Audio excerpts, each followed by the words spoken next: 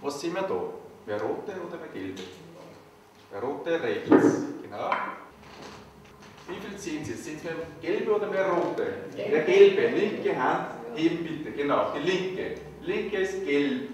Ja, die linke, genau. Mehr rote, rechte Hand, ja, sehr gut. Links gelb, ja. Jetzt sind mehr rote. Gut. Jetzt wird es schwierig schon. Mehr rote, jawohl, sehr gut, eindeutig. Super, die erste Runde haben Sie, Frau Brauer, das gelöst. So, dann machen wir wieder ein bisschen was Ruhigeres. Buchstabensalat. Ja? Die Pelzkappe. Super. Ich glaube, das stimmt.